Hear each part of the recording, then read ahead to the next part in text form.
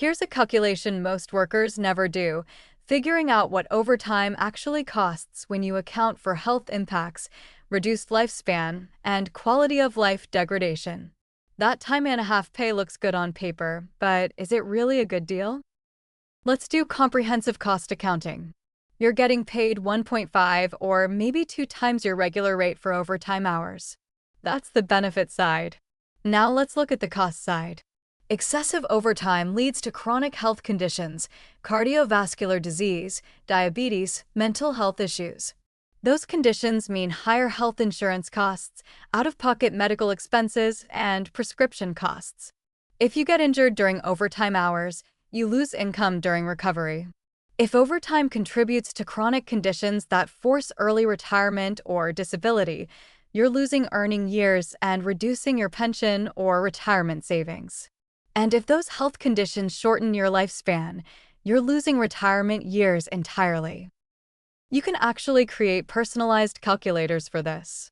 Input your overtime hours, both current and cumulative over years. Factor in the health impacts. How much sleep are you losing? What's your stress level? What's your injury risk in your specific job?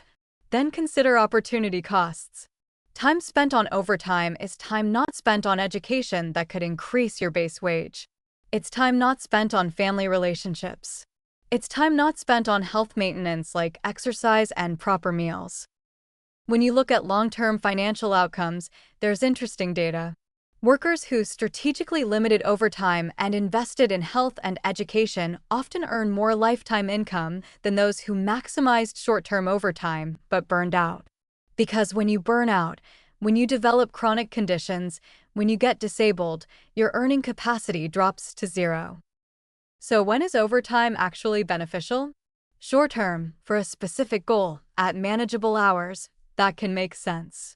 Saving for a down payment, working extra hours for a few months, that's different from indefinite excessive overtime.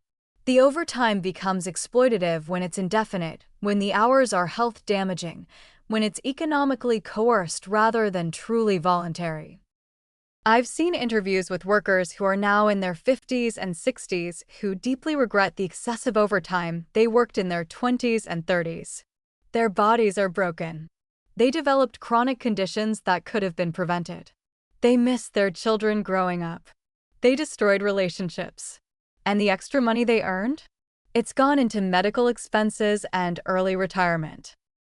Conversely, workers who declined overtime and built sustainable careers often express no regrets.